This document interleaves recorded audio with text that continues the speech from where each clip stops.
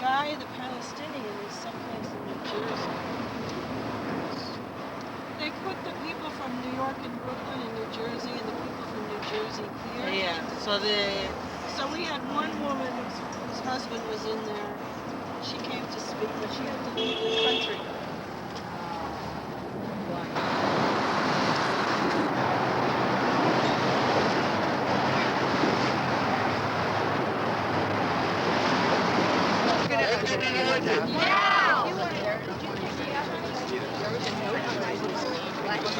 Oh, yeah. INS, FBI.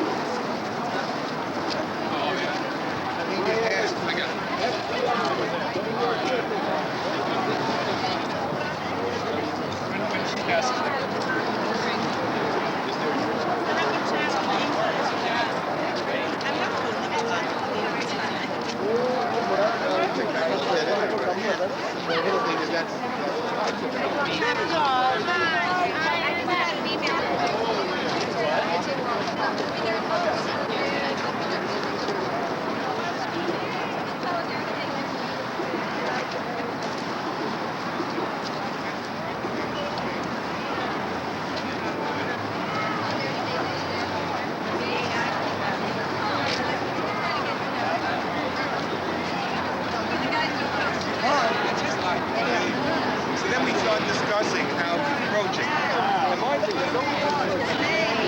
When do we want it? What do we want? When do we want it? Now! What do we want? Names! Now!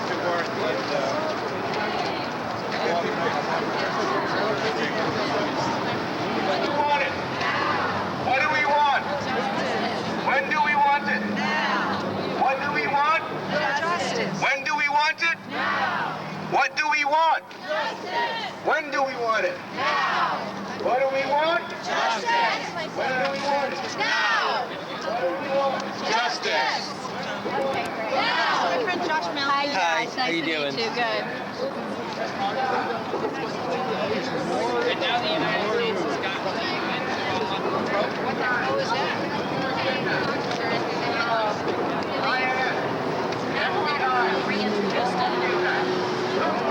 INS, FBI, no more kidnaps, no more lies. INS, FBI, no more kidnaps, no more lies. What do we want? justice! When do we want it? Now! What do we want? FBI! And no more kidnaps, no more lies! Hopefully he'll be here. Yes. INS! No more kidnaps! INS! No more kidnaps! INS! FBI, No more kidnaps! no more lies. INS! FBI, No more kidnaps! no more lies. INS! FBI, No more kidnaps!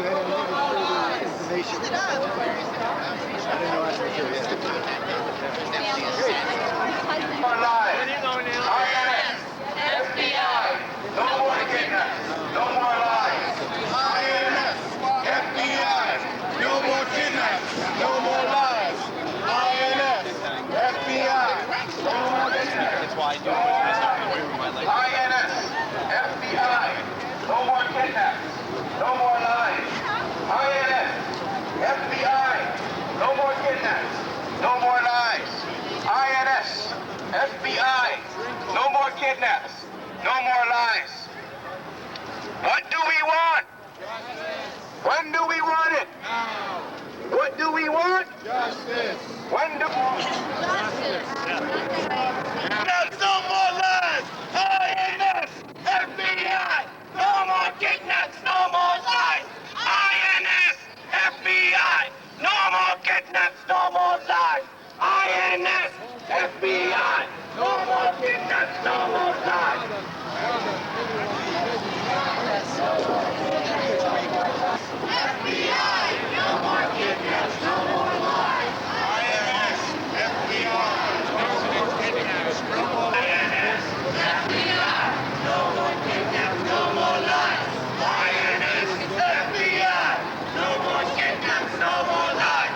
INS,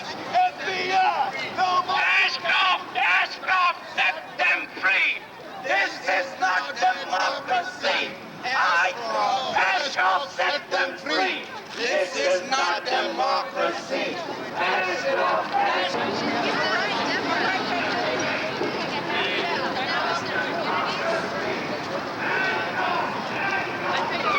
Maybe if I saw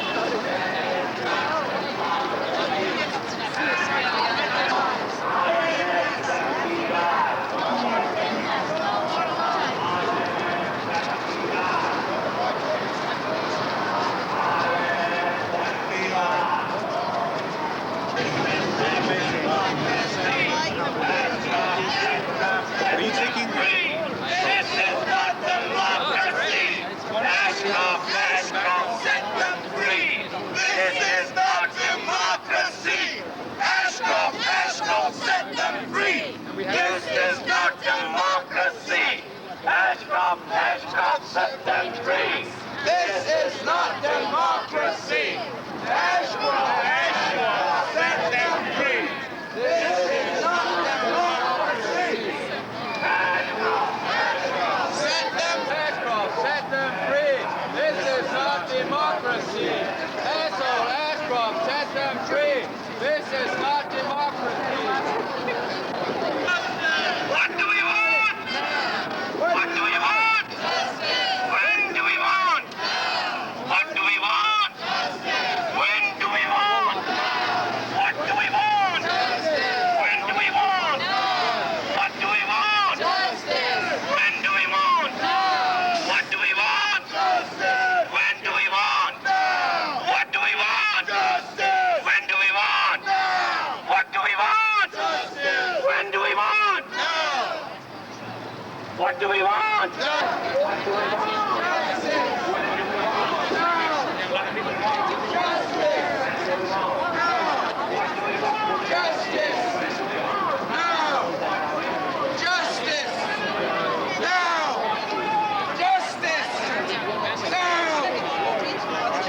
Shelter the money. Like college education is sinking. Justice. Borrow on them.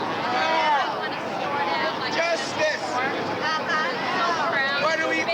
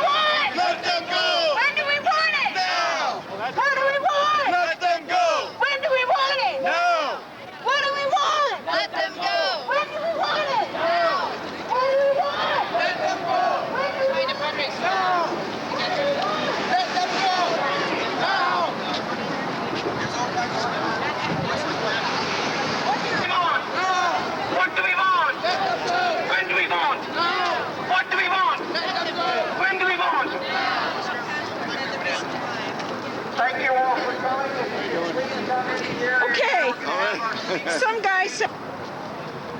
This is our 15th Saturday. Now give yourself a round of applause. There are many of you who have been here many, many Saturdays.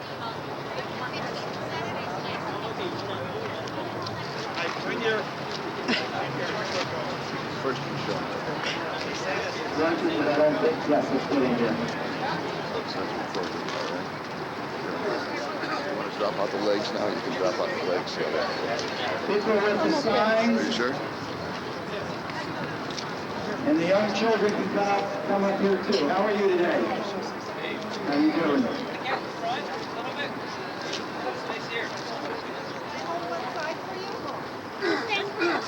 We thank you for coming again today. As many of you know, we're here every Saturday at noon. And what our message has been is very simple. We want the facts. We know that our government is doing, in our name, the detention of many people. There's about 40 people who are in that building, some detained for months. We still don't know their names, and we don't know the specific facts surrounding why the government picked them up. When the government doesn't answer our questions, we can only begin to raise our own questions, such as whether or not the detention policy is a narrowly tailored investigation with proper respect for the detainees' rights, or is it a broad dragnet that is swooping up innocent people who are predominantly people of Muslim and Arab descent? If it's the latter, that's not what America should be all about. That's not the principles and values that America is supposed to be all about.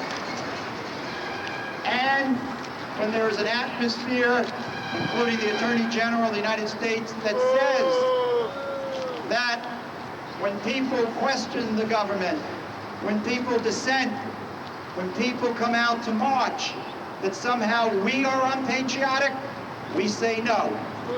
We say this, in fact, is the quintessential example of patriotism. And we thank all of you for coming and continuing to come in sunny weather like today, or as 2 weeks ago, which I thought was very moving, when 50 people marched and held a rally in the pouring rain. They were soaked, but they were here as patriots, raising the question of whether or not our government is doing something in our name that's appropriate and justified. One quick legal update. In the last month, I've been updating you and telling you about what some of the courts are doing. The court in Detroit that questioned the secret hearings, and the court in New Jersey that questioned not giving the public the names. This week on Tuesday, in the federal court in New York, Judge Shira Schindlin wrote a decision that is very, very positive. What she said was that it was unconstitutional to detain someone who was a material witness when the government was detaining that person for merely a grand jury investigation. That strikes at the detention policy and the secrecy surrounding the detention policy. Thursday, the government filed a notice of appeal, so it would go to the United States Court of Appeals for the Second Circuit. But watch this decision, because this decision is important and can set a precedent with regard to the government detaining people as material witnesses just for grand jury investigations. So we will continue to update you. It now gives me pleasure to give the mic over to... Going with this mission. It has become a mission for me because I feel we need to be out here for all the families who are unheard, who are unable to come out here because they fear for their own safeties, because there are people who may not be documented or who feel that they... Gethsemane on Park Slope, we're a More Light Presbyterian church. I want to tell you something about the Church of Gethsemane and why we are in solidarity with the detainees here. The Church of Gethsemane was founded by a group of prisoners and ex-prisoners and their families. They know what racial profiling is. They've also experienced injustice and inequity in our so-called criminal justice system. This is an issue that goes beyond the detainees and the U.S. Patriot Act. This also involves our justice system in general. So we are standing in solidarity with those behind bars here. 30 of my members of my congregation are behind bars in jails throughout New York State. Now, I'm a member of the Justice, a sponsor for the Justice for Detainees. I'm also part of the Forum for Concerned Religious Leaders. And I'd like to introduce to you right now a member of that forum, someone who will speak for them, Sister Arlene Flaherty, who was the director of the Inter-Community Center for Justice and Peace. Sister Arlene Flaherty.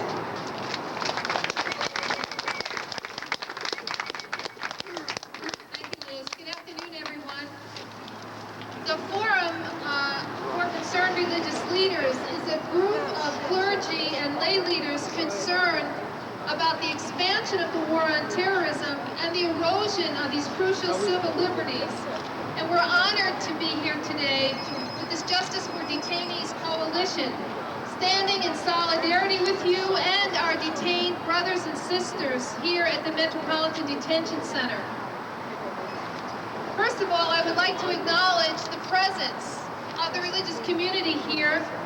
I hope I won't be leaving anyone out, but I would like everyone to know that we are here and we are with you. First of all, Michael Relea from St. Mark's Episcopal Church, Karen Senecal and Peter Larman from the Judson Memorial. Yes, Liz Alexander, who we just met from the Church of Gethsemane. Fred Wooten, Senior Minister, First Unitarian. Charles Strout, Methodist Church in Brooklyn. Ashgar Guderi, President of the Pakistani American. Andy Stetner, from Youth for Racial and Economic Justice. Rabbi Valerie Lieber from the Temple. Beth Shalom. Timur Yuskarev of the Interfaith Center. Welcome to all of you. We're happy that you're all here. The tradition of vigil, standing of vigil, is old and is rich. Standing in watch at this detention center, standing in defiance and in remembrance, standing in hope and in protest, is a way that we human beings have to say to those who wield power in a way that is punitive and abusive. It's a way that we have of saying to these people, you will not have your way here. We are watching. We are seeing, we are knowing that human rights and human hearts and human lives are being broken. We stand here today with you in solidarity and we say, we will not stand by and let this happen. We demand justice here, justice for our detained brothers and sisters.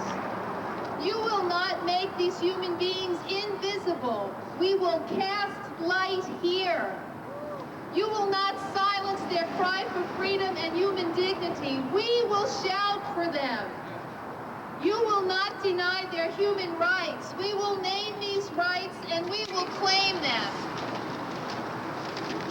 The Forum for Concerned Religious Leaders and all who have been faithfully gathering here over these 15 weeks invoke the presence and the Spirit of God, who is our justice, invokes the presence of all those many who have gone before us and who have stood for many vigils for justice. We invoke our common hope and faith in the goodness of humanity, and for all those who stand for the possibility of freedom and peace everywhere on this planet.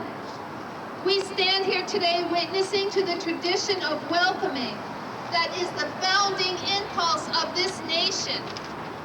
We stand here reminding this nation that each person here is connected to someone who came here before us seeking a new life, a new chance, economic possibility, freedom from religious or political oppression. We stand here today calling this nation to remember its own heritage, and we call upon the presence of our ancestor immigrant foremothers and forefathers to gather with us now here before this detention center. We call upon their spirit of courage, their spirit of perseverance, to come and abide with us in this present crisis. We call upon the government of the United States to provide a complete list of all detainees held in this Metropolitan Detention Center since September 11th. We call upon the government to tell us the charges, if there are any against them, and to tell us the state of their cases. Release all detainees being held here on immigration violations. Release all detainees who have been granted bond or ordered removed. Provide every detainee with immediate, full, and proper access to legal information and legal representation.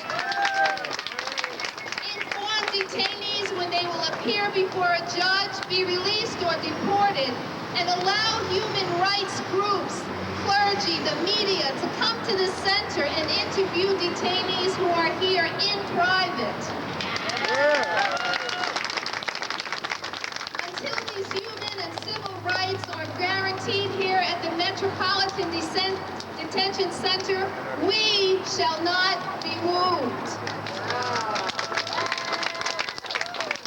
Brothers and sisters, I invite you to sing with me that old song of freedom, "We shall not be moved."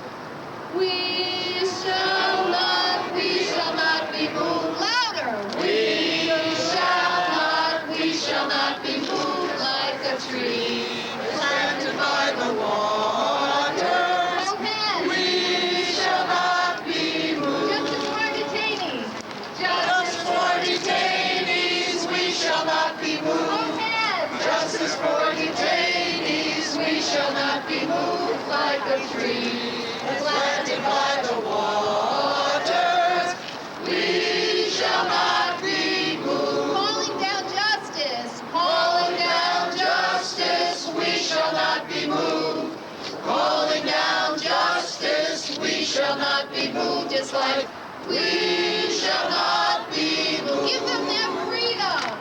Give them their freedom. We shall not be moved. We shall not be moved. Just like a tree planted by the waters. We shall not be moved.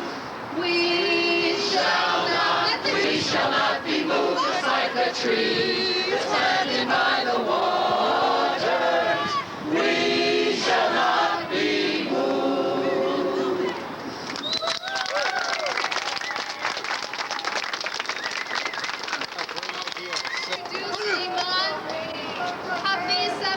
From the South Asian Community Mark, would you please give him a hand?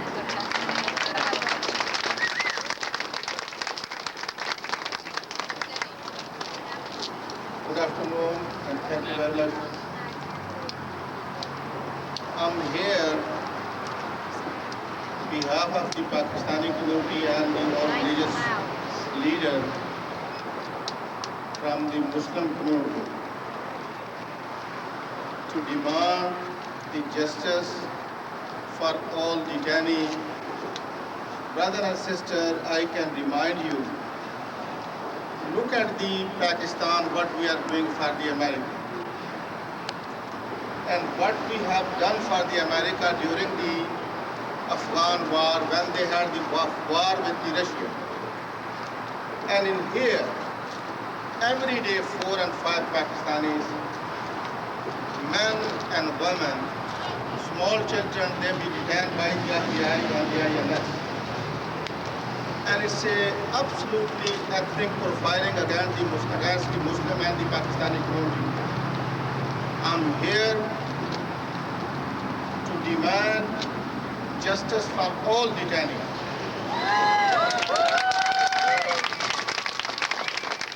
And I'm really thankful to all of you who they are raising their voices in favor of the all detainees. And from now on, the all Pakistanis, they will stand with you. I'm really appreciated your efforts and whatever you are doing for the detainees. We acknowledge, we always mention your name in the mosque in front of 4,000 to 5,000 people. Our people are scared, they don't want to come out. But the time is coming when you will see a lot of Pakistanis, they will stand with you. Thank you very much.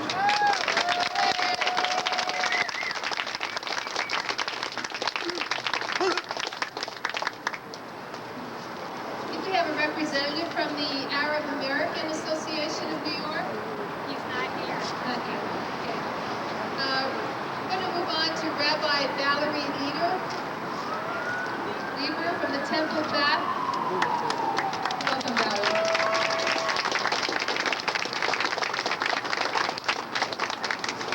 Thank you. Good afternoon. This is actually my first time coming here.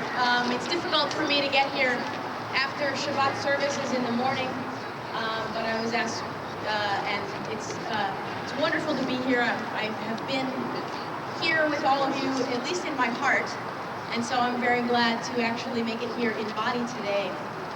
This morning, our Haftarah portion, which is our portion from the prophets that we read in synagogue, is from Jeremiah. And one of the powerful images was that of the tree standing by the waters that we just sang about. This tree standing by the waters represents those who are righteous, those who speak words of justice, those who are loyal to truth. And I can say for all of you being here, you are all like those trees standing by the waters. Let's hope that our voices truly are heard. It's not so easy for others to hear the voice of truth. Our prophet Jeremiah knew that. It was very difficult for him continually to speak truth to power. But he had courage and he kept on going. And so we hope to learn from him. Earlier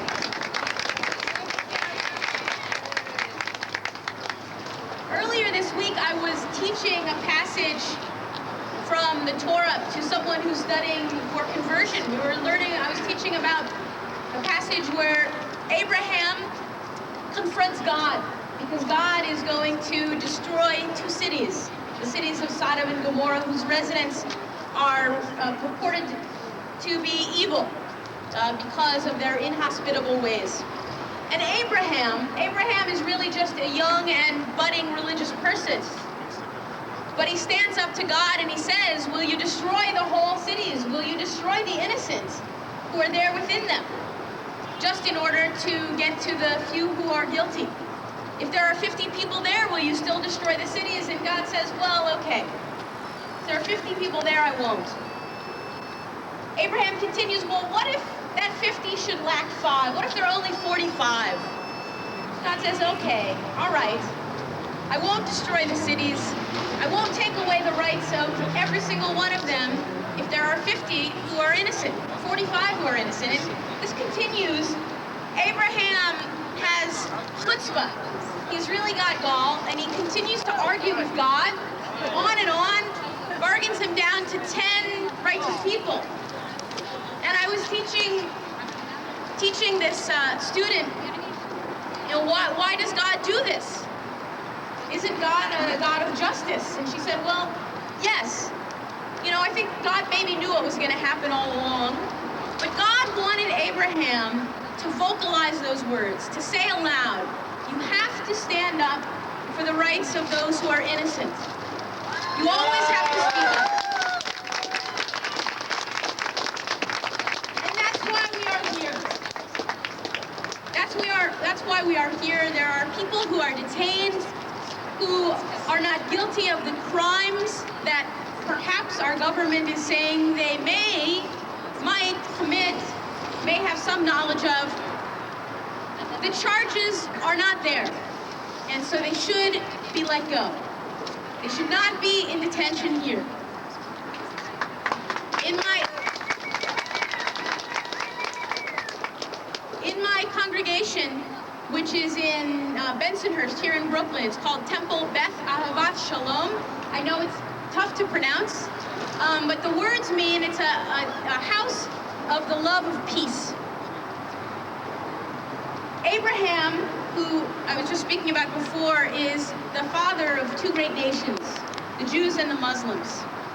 And I know that my congregation, even though I often doubt when I speak about issues like this, about detention, about war, the need for care, the need not to jump always to the most violent response.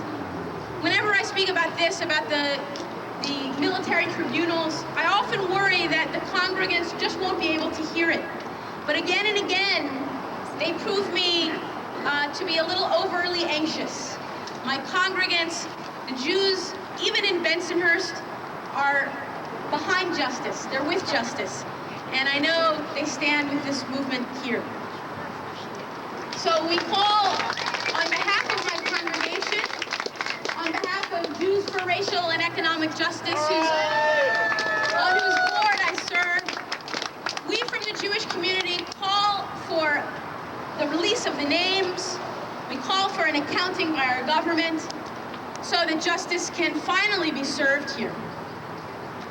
I would like to also just announce, for those of you who would like to become more involved with Jews for Racial and Economic Justice and our Committee on Prisons, there's a meeting coming up this Monday at 6:30 at the Jfridge office.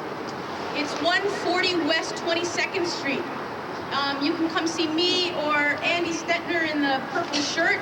He can give you more information. Thank you very much. Let's keep our voices raised. Thank you, Rabbi Howard. I'd like to call now Kevin James from the Islamic Center. Kevin? Thank you. Assalamu alaikum to all my Muslim brothers and sisters.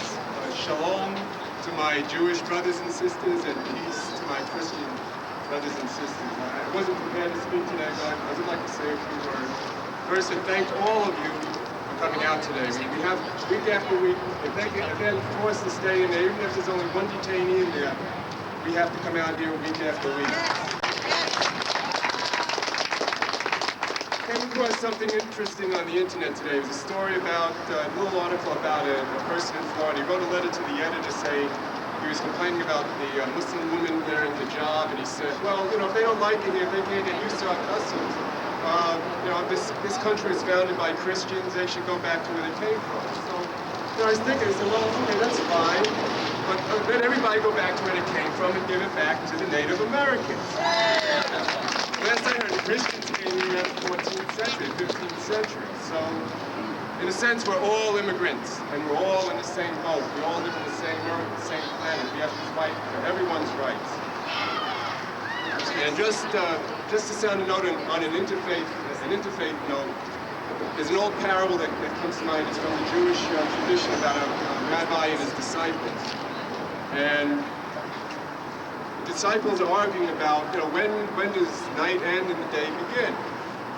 So one disciple goes, that's when you can tell a fig tree from a date tree in the distance. Goes, no, it's when you can tell the sheep from a goat in the distance. So they go on and on and on and on. Then finally they come up to the rabbi and say, Rabbi, when does night end and day begin? So the rabbi goes, when you look at the person in front of you, and say, this is my brother, or this is my sister, the night has ended and the day has begun.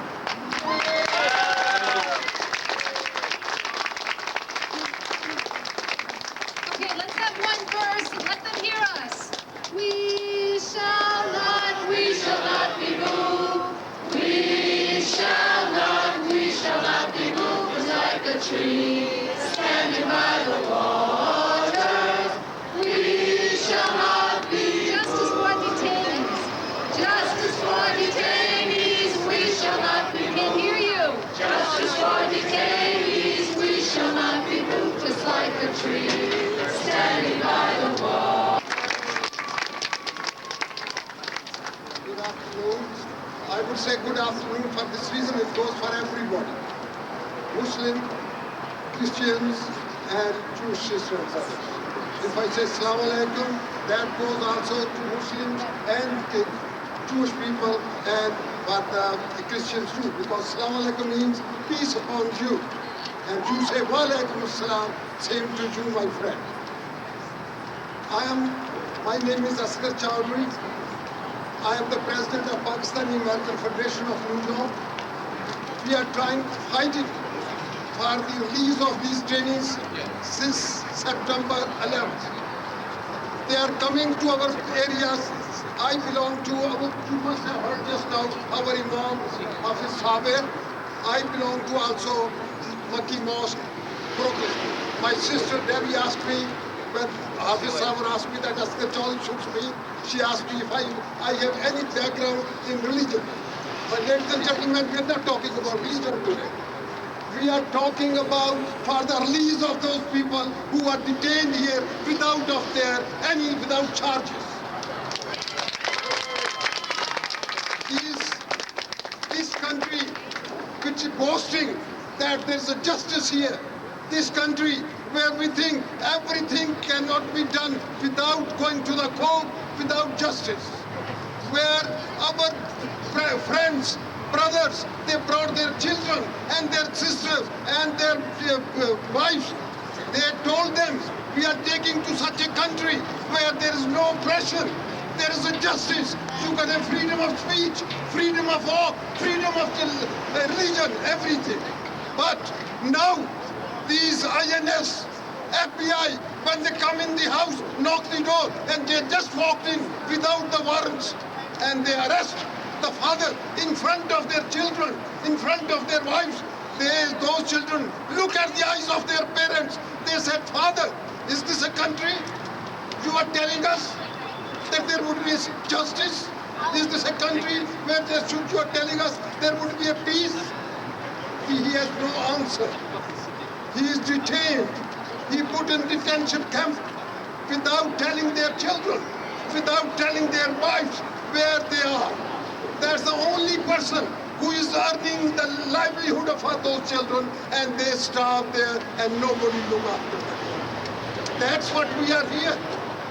We are so thankful to Mr. Siegel and all of you who have started this thing to help these people he can't even get the attorneys. I'm sorry to say, our attorneys are also here. When you go them, they ask $15,000, $18,000. They are taking advantage of those people who are detained here. It's a shame, really shame. You know those things, there's a lot of language problem. A lot of our Pakistanis who live in Queens and other places, they can't even speak English. When they come in, they ask them, you know what question they ask them? Can you fly aeroplane? Those people don't know how to fly kite. How can they fly aeroplane? Then they come in, they said, do you know Abdul Fattah? No. That guy, Abdul Fattah, is from Pakistan. He is there living with them. They said, yes, we know. He just went to work. They said, he just went to work? They said, yes. They don't know whom they are asking for. They don't know anything. They said, yes, he was here. Then they asked them, do you know such and such person? They said, we don't know. When we came here, this apartment was empty and we got it. These people have no reason to be detained. I asked them, when you tell Ashcroft, we have detained 500 people, 600 people. I want to ask Ashcroft, does he ask them how many are terrorists among them? No terrorists. Not one person who's a terrorist there. So ladies and gentlemen, I'm sorry can't say so much because I was asked that time is over. But I do thank you very much for coming here and helping us. Please continue. We are the only people are looking at it.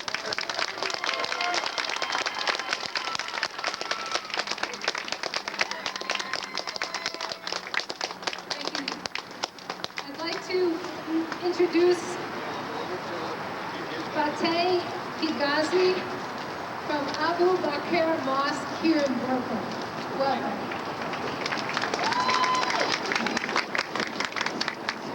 Assalamu alaikum. Peace be upon you. Shalom for our brother and sister from the Jewish sister. The sister, Rabbi, she was talking about Abraham. Please give me the chance to talk about Abraham in the Quran. And who is Abraham?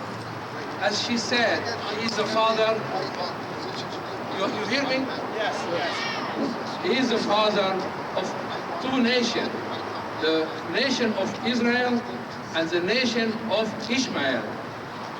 And from here, we have to know that Jewish, Christian, and Muslim are together found one nation, and the nation is for peace.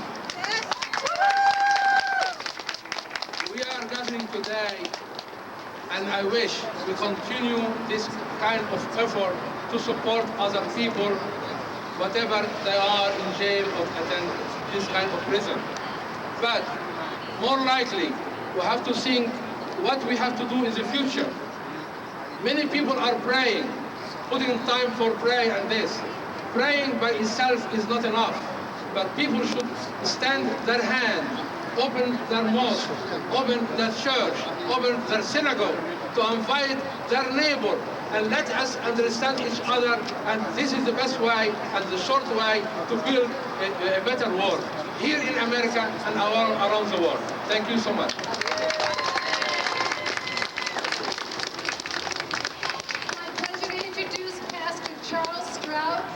The Methodist Church ministering in New York for over 30 years, and now he is directing the relief services here in New York. I just wanted to have the microphone for a moment to assure you that the United Methodist Church and its ministries are with us. We have a member of the General Board of Global Ministries here, Rebecca Acevedo. Raise your hand, Rebecca. There she is. And Pastor Douglas Cunningham is here from the Kings Highway United Methodist Church, some of its members. And the Park Slope United Methodist Church is to be especially singled out here. They have become the congregation here in Brooklyn that the Reese couple are three very important projects. Two of them have to do with what we're here for today. One is the Dialogue Project, in which Christians, Muslims, and Jews get together and try to get to know one another better on a continuing basis. And they also have just helped to a community-based organization called the Coney Island Project, Coney Island Avenue Project, to get started, which promotes the intervention on behalf of detainees and to bring justice for detainees, especially in the Pakistani community, but we wish to not limit it just to that. But we are happy to be able to be a part of this rally today and the continuing rallies as they have been going on, and we pledge you our support and our solidarity. I'd like to invite you to hold the hand of the person next to you. We shall overcome. We shall overcome. We shall overcome someday.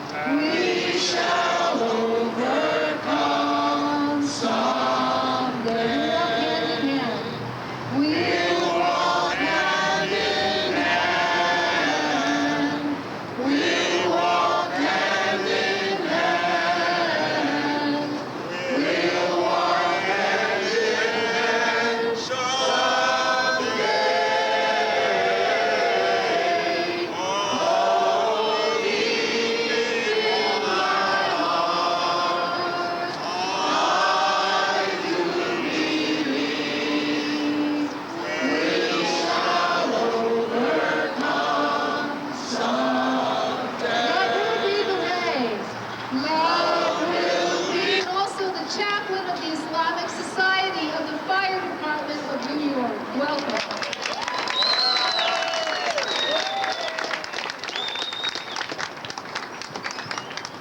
Peace be upon you. Salam. Assalamu alaikum.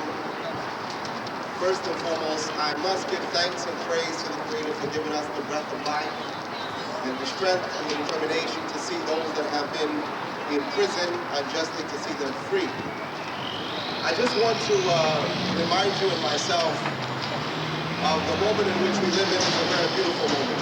For those of you who are familiar with religious doctrine or religious teachings, you find that in the lives of all of the great prophets, such as the prophet Moses, the Messiah Jesus, the prophet Muhammad, the prophet Abraham, even if you look into the life of the young man who later on became a prophet, who was from the family of prophets, the young prophet Joseph, who was in prison, by the way, falsely.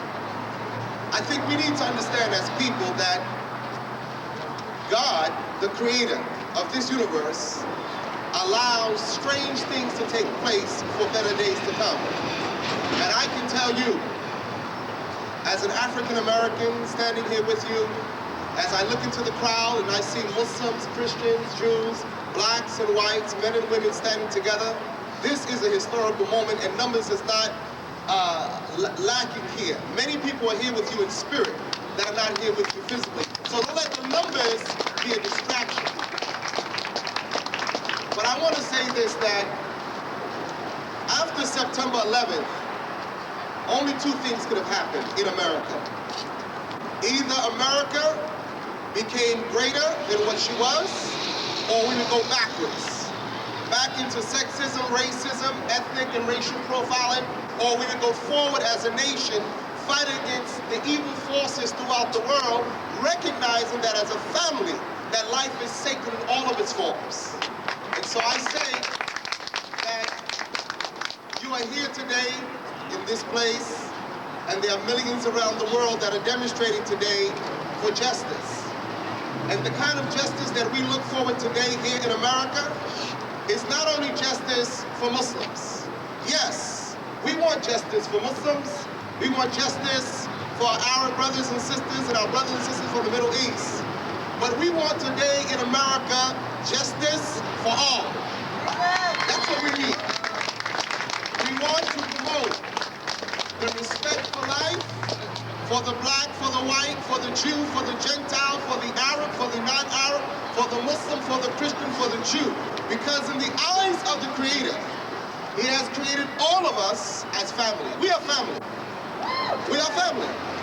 If we believe, and I say this to those of us who come from the religious community, if you and I sincerely believe that the Creator of this universe created Adam and Eve as the first human beings on this planet Earth, and therefore from them we have all come, then the reality is the hatred that we have in our hearts is not the work of God, but the work of Satan, and we often use false religious doctrine to shield our dirty, wicked practices. But in reality, we are all family right here.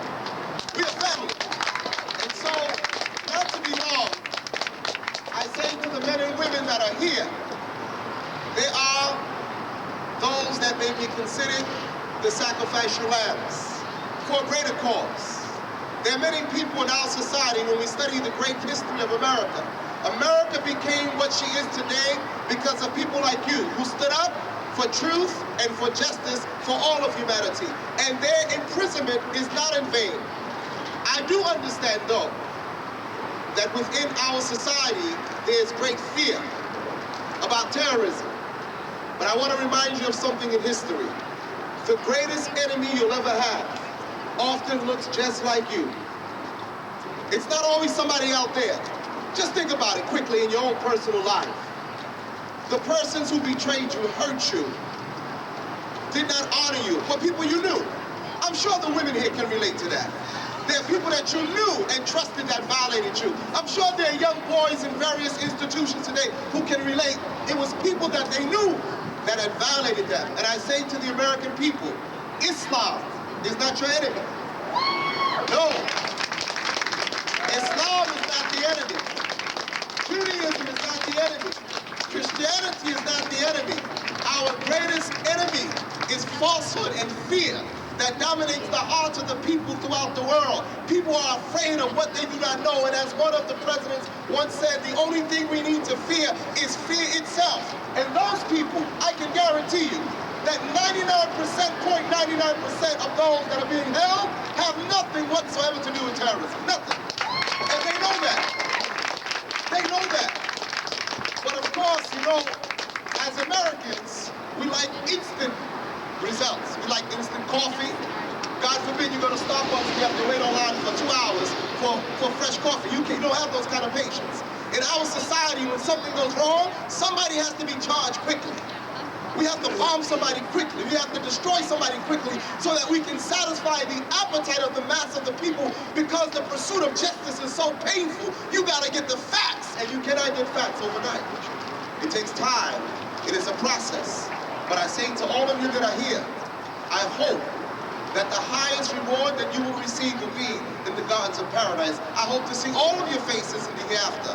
And I hope that for those of us that are here, and I say this to the Muslims, I hope those of us that are here that are Muslims begin to understand the essence of the beauty of the Quran, whereupon it speaks of the people of the book, and begin to make sure that we promote in our own community respect for the life of Jewish people, respect for the lives of the Christian people, respect for the lives of all people, regardless of our differences. This is very important, that each and every one of us that are here must go back within our own communities and promote the principles of justice, love, and respect for all. And this is to say that if we have love for truth, then that truth must be exercised and demonstrated even in the justice system. And we are told in this great society that every human being is innocent until proven guilty.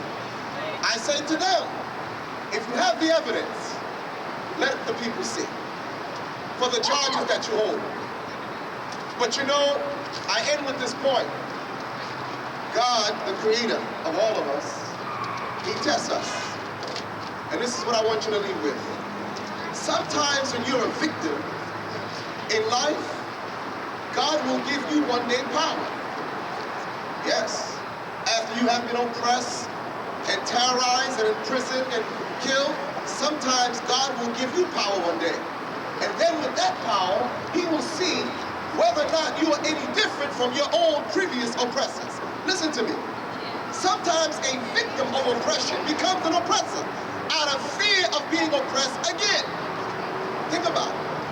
A person that has been tortured, that has seen their own loved ones killed, that have seen their country devastated, when given the option to protect their lives, sometimes they will go to the extreme. And I'm saying today, America, be humble, because with the power that you possess, there's a God that has more power than any human being on the planet Earth, regardless of the magnitude of military infrastructure. There is a God that watches over all. And the one thing I want to share with you, the Prophet Muhammad gave a beautiful quotation. He said, Ya ibadi, inni haramtu dhulma ala nafsi, وَجَعَلْتَهُ بَيْنَكُمْ مُحَرَّمْ فَلَا تَظَالَمُوا.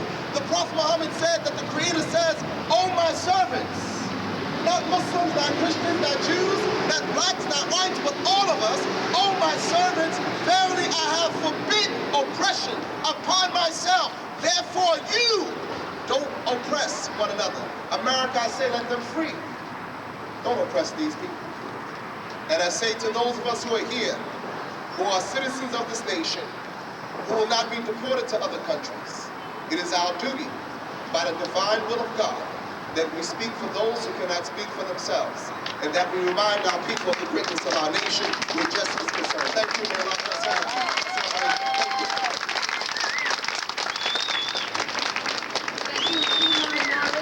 Thank you for those powerful words, reminding us of our unity, of brother and sisterhood in the one Creator.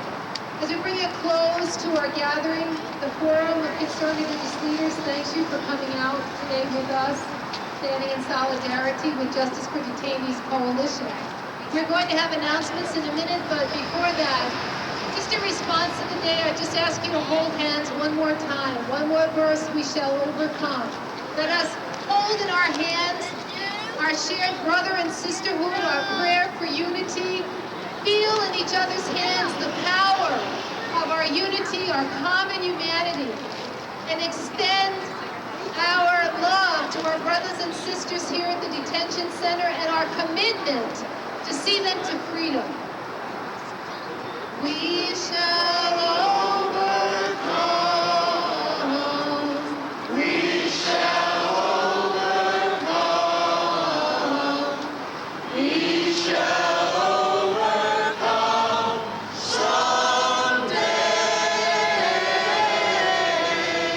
Oh, deep in my heart, I do believe we shall overcome some. We'll walk hand in hand, lift them up. We'll walk hand in hand. We'll walk hand someday. Oh, deep in my heart, I do believe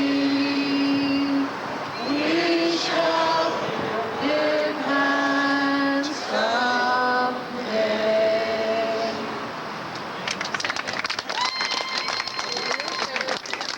Thank you, Sister Arlene, for the beautiful chant and your wonderful approach about all this. Thank you so much. We do have announcements. The first announcement I want to make is we are inviting all who have attended today to join us for a community gathering at 388 Atlantic Avenue between Bond and Lloyd Street. There will be refreshments and lunch, and there will also be a panel there, so please join us.